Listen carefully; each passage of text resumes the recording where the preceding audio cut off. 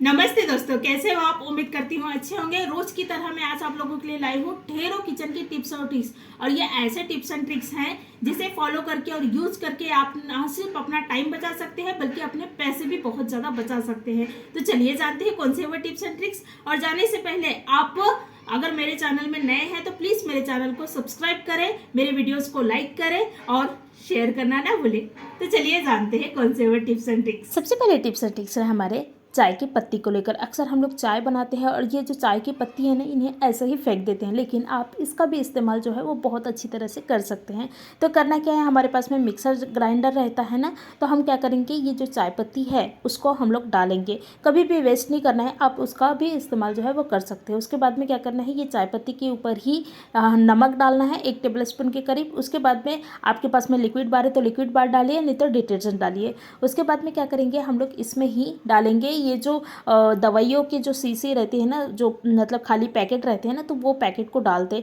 उसके बाद में इनमें थोड़ा सा पानी डालें और अच्छी तरह से ग्राइंड कर लें। तो क्या होगी, आपकी जो मिक्सी के अंदर का जो ब्लेड है वो एकदम शार्प होगी।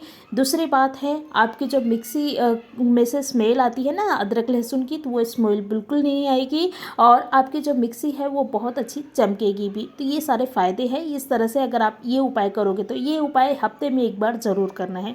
तो आपने देखा मैंने अच्छी तरह से ग्राइंड कर दी हूँ और मैं इन्हें आपको धोकर भी बताऊँगी कि मेरी मिक्सी जो है वो कितनी अच्छी तरह से चमक गई है, स्मेल फ्री हो गई है और मेरी जो ब्लेड है मिक्सी का ब्लेड वो भी एकदम तेज हो गया है। तो ये छोटे से उपाय है लेकिन बहुत ज़्यादा काम के हैं।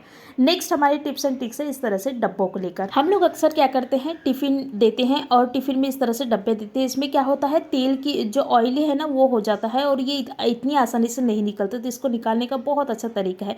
करना क्या है, सबसे पहले तो हम लोग डिटर्जेंट डालेंगे। उसके बाद में इसमें ही एक आप चाहे तो इस तरह से टिश्यू पेपर ले या फिर आप न्यूज़पेपर है ना आपके पास में तो वो भी ले सकते हैं। तो ये डालें। उसके बाद में क्या करना है, इनमें ही हल्का गर्म पानी डालना है। बहुत ज़्यादा गर्म पानी नहीं डालना है क्योंकि ये प्लास्टिक का है तो पिघलने का डर है। तो हल्का गर्म पानी डालें और इनकी ढक्कन लगाकर इस तरह से इन्हें टैप करेंगे तो क्या होगी, इसकी जितनी भी ऑयली वगैरह का है वो पूरी निकल जाएगी और इसमें जो स्मेल है ना इसका, तो ये पूरी निकल जाएगी। तो मैंने आपको धोकर बता रही हूँ, देखिए कितनी अच्छी तरह से एक तो साफ़ हो गया है, दूसरी बात है इसका जो स्मेल है वो भी पूरी ख़त्म हो गई है। नेक्स्ट हमारी टिप्स एंड ट्रिक्स है लाइटर को लेकर। देखिए इस तरह से लाइटर तो हमारे घर पे रहता ही है भाई, बिना लाइटर के तो हम गैस भी नहीं चला सकते। और लाइटर में ना इस तरह से गंदगी हो जाती है क्योंकि क्या होता है, हम लोग कोई भी हाथ ना लाइटर में पकड़ते हैं क्योंकि खाना बनाते वक्त हमारे जो हाथ है वो गंदे रहते हैं, तो हम गंदे हाथ ही को क्या करते हैं लाइटर में पकड़ते हैं। तो इस तरह से हमारी लाइटर जो है वो बहुत ज़्यादा गंदा हो जाता है। तो लाइटर को साफ़ करने का बहुत अच्छा तरीका है। आपके पास में इस तरह से कोलगेट होंगे, जो भी कोलगेट आप इस्तेमाल करते हैं तो वो कोलगेट को ले और इस तरह से लाइटर में क्या करना है, लगा लेना है। भाई इसको हम पानी में नहीं धो सकते क्योंकि अगर हम पानी में धोएंगे तो क्या होगी, हमारी जो लाइटर है वो ख़राब हो जाएगी। तो आप ये उपाय जो है वो कर सकते हैं। तो लाइटर में मैंने क्या की हूँ, कोलगेट को जो है वो लगा दी हूँ। इन्हें कोलगेट को लगाकर कम से कम 5 मिनट इन्हें इसी तरह से रहने दें। 5 मिनट के बाद में क्या करें, हल्का गीला कपड़े से क्या करें इस तरह से पोंछ लें। तो क्या होगी, इसमें जितनी भी मल जमा है तो वो पूरी आसानी से निकल जाएगी। क्योंकि क्या होता है, कोलगेट एक क्लीनिंग का काम करते हैं, तो कोलगेट लगाने से ये फूल जाती है जिससे कि इसके जो गंदगी है उसको साफ़ करना बहुत आसान हो जाता है। तो मैंने मतलब इसमें बहुत ज़्यादा गंदगी थी, इसलिए मैं क्या कर रही हूँ, चाकू की सहायता से इनको इस तरह से घस ली हूँ। तो क्या हो जाता है, इसका जो पूरी गंदगी कचरा जो है ना वो पूरे निकल जाती है। उसके बाद में मैं एक बार फिर से पोंछ लूँगी तो आप देखोगे कि मेरी लाइटर पहले कैसी थी और अब कैसी है। बिल्कुल 2 मिनट में मेरी जो लाइटर है वो अच्छी तरह से चमक गया है। इसके अंदर का भी आप साफ़ कर सकते हैं, इसी तरह से बहुत ही आसानी से साफ़ हो जाती है हमारी जो लाइटर है। देखिए आप देख रहे हैं कितनी अच्छी तरह से साफ़ हो गया है। नेक्स्ट हमारी टिप्स एंड ट्रिक्स है इस तरह से कपड़ों में ना, वाइट कपड़ों में बोलो या फिर कोई भी कपड़े में दाग हो जाते हैं, तो भैया दाग को कैसे निकालना। मैं आज आपको ये नहीं बताऊंगी कि दाग को कैसे निकालना, मैं ये बताऊंगी कि इसमें जो दाग, जो कपड़े के दाग हो जाती है तो वो कपड़े के दाग मतलब कि वो कपड़े की जो रेड कलर या फिर कोई भी कलर है वो कलर नहीं निकलना चाहिए, उसके लिए क्या उपाय करें। तो ये देखिए इस तरह से मेरे कपड़े हैं तो ये इसका ही दाग उसमें लगा है। तो भाई इसका जो कलर है वो नहीं निकलना चाहिए, उसके लिए एक छोटा सा उपाय करना है। जब भी आपको ऐसा लगा कि इस कपड़े की जो मतलब कि कलर है वो छूटता है, तो आप ये उपाय ज़रूर करें। तो एक बड़ा मैंने घमेला ली हूँ, उसमें क्या की हूँ, ये इस तरह से पानी डाली हूँ। उसके बाद में इसमें डालना है फिटकौरी। फिटकौरी नॉर्मली बहुत लोगों के पास में रहता है, नहीं अगर आपके पास में है तो आप मार्केट से ले सकते हैं, बहुत ईजिली मिल जाता है। तो ये फिटकौरी डालें। उसके बाद में इसमें ही नमक डालना है 1 टेबल स्पून के करीब। उसके बाद में आपके जो भी कपड़े हैं जिससे ऐसा लगता है कि इसकी जो कलर है वो छूटता है, तो वो कपड़े को क्या करें, इस तरह से भिगो कर रखें। अगर आपके पास में ज़्यादा टाइम है तो आप क्या करें, रात भर भिगो कर रखें। तो क्या होगी, उसकी जो कलर छूटता है ना, वो कलर एकदम गाढ़ा हो जाएगी और बिल्कुल भी नहीं छूटेगा। तो ये बहुत अच्छा तरीका है आपके कपड़े से कलर को ना छूटने देने का। छोटे से उपाय है लेकिन बहुत ज़्यादा काम के हैं। नेक्स्ट हमारी टिप्स एंड ट्रिक्स है, गैस के जो बर्नर है ना, गैस के जो चूल्हा है उसके नीचे का पोर्शन हमारे बहुत ज़्यादा गंदे हो जाते हैं, तो वो इतनी आसानी से नहीं निकलते। तो इसको निकालने का बहुत अच्छी तरीका है। अगर आप ऐसे निकालने चाहोगे तो इतनी आसानी से ये नहीं निकलेगी। तो करना क्या है, इसमें ना आप पानी डालें। अगर आपके पास में गर्म पानी है तुरंत, तो आप गर्म पानी डाल सकते हैं। गर्म पानी से बहुत ईजिली निकल जाता है, नहीं है तो आप ठंडा पानी भी डाल सकते हैं। तो ये पानी डालें। उसके बाद में इसमें ही डिटर्जेंट पानी डालने के बाद में इन्हें कम से कम 5 मिनट ऐसे ही रहने दें। उसके बाद में डिटर्जेंट डालें। डिटर्जेंट डालने के बाद में इन्हें आप साफ़ कर लें। आप स्क्रबर से साफ़ करें तो स्क्रबर से साफ़ करें, या फिर जो भी चीज़ों से आप साफ़ करना चाहते हैं तो वो चीज़ों से साफ़ कर सकते हैं। तो बहुत ही आसानी से निकल जाता है। तो पानी डालने के बाद में कम से कम 5 या 10 मिनट इन्हें ऐसे ही रहने दें।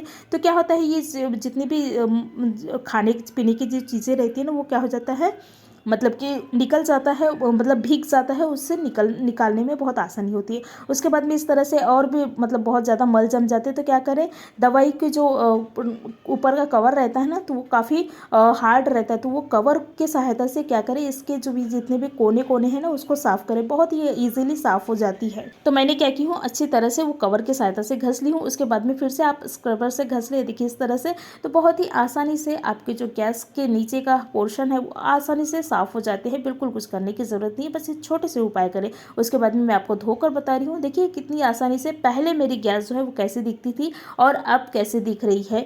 और ये साफ़ करना बहुत ज़रूरी है, क्योंकि इसमें क्या होता है, खाने पीने की चीज़ें जो है वो रहती है, जिससे कीटाणु वगैरह और मक्खी मच्छर जो है वो आने की बहुत ज़्यादा मतलब कि बहुत ज़्यादा आते हैं, इसलिए इसे साफ़ करना ज़रूरी है। नेक्स्ट हमारी टिप्स एंड ट्रिक्स है इस तरह से खड्डे को लेकर। इस तरह से खड्डे हमारे पास में रहते ही हैं, मतलब कि कभी हम अमेज़न से कुछ चीज़ें मंगाते हैं, फ्लिपकार्ट से मंगाते हैं, तो इस तरह से खड्डे जो है वो आते हैं। लेकिन आपको क्या पता है, इसके भी हम पैसे पे करते हैं, लेकिन इसका इस्तेमाल नहीं करते, इसको ऐसे ही फेंक देते हैं। तो इसका इस्तेमाल आप बहुत अच्छी तरह से कर सकते हैं। तो इस तरह से आपके पास में डब्बे होंगे, तेल के डब्बे, टूथपेस्ट के डब्बे, या फिर जो भी डब्बे हैं जिन्हें आप मतलब थोड़ा लंबा है, तो जिन्हें आप इन्हें इस तरह से रख सकते हैं। देखिए इस तरह से ऑर्गेनाइज कर सकते हैं, बहुत ही अच्छी तरह से ऑर्गेनाइज होती है, और ये ना दिखने में भी अच्छी दिखती है। और हमको कुछ चीज़ें चाहिए, जैसे कि हमको तेल चाहिए तो हम तेल ईजिली निकाल सकते हैं, टूथपेस्ट चाहिए तो टूथपेस्ट निकाल सकते हैं। नेक्स्ट हमारी टिप्स एंड ट्रिक्स है इस तरह से चाकू छुरियों को लेकर। ये बहुत डेंजर है, छोटे बच्चे अगर घर पे है तो बहुत उनके लिए डेंजर है। तो क्या करना है, इनको बहुत अच्छी तरह से संभाल के रखना है ताकि बच्चों के हाथ में ना लगे। उसके लिए क्या करना है, इस तरह से एक डब्बा लेना है, प्लास्टिक के डब्बा। अगर आपके पास में स्टील का डब्बा है तो आप स्टील का डब्बा भी ले सकते हैं, या फिर इस तरह से प्लास्टिक के डब्बे जो है वो ले सकते हैं। तो प्लास्टिक के डब्बे में ये पूरे चाकू छुरियाँ जो भी है वो रख दे, देखिए इस तरह से। उसके बाद में इसको क्या करें, गैस काउंटर में रख दे ताकि हम ढूंढें आसानी से, इस तरह से ऑर्गेनाइज करें। नेक्स्ट हमारी टिप्स एंड ट्रिक्स है इस तरह से कांच की बर्नियाँ जो है ना वो हमारे पास रहती है, खाली रहती है, तो हम इसका इस्तेमाल बहुत कम करते हैं, लेकिन आप इसका इस्तेमाल जो है कर सकते हैं। अगर आप खाली बर्नी है आपके पास में है तो इस तरह से अगर आप इस्तेमाल करोगे तो एक तो बर्नी भी अच्छी दिखेगी और आपका किचन भी ना, किचन काउंटर भी बहुत अच्छा दिखता है। तो क्या करें, चम्मच रहते हैं ना हमारे पास, फॉग या फिर चम्मच, तो ये चम्मच को इस तरह से डाल दे। देखिए दिखने में कितना सुंदर दिख रहा है। आप ये चम्मचों को उस जगह ऑर्गेनाइज करें जहाँ आपको लगता है कि भाई यहाँ पर ये सुंदर दिखेगा दिखने में। देखिए इस तरह से किचन काउंटर में, तो ढूंढने में भी आसानी होगी और दिखने में भी अच्छा दिखेगा।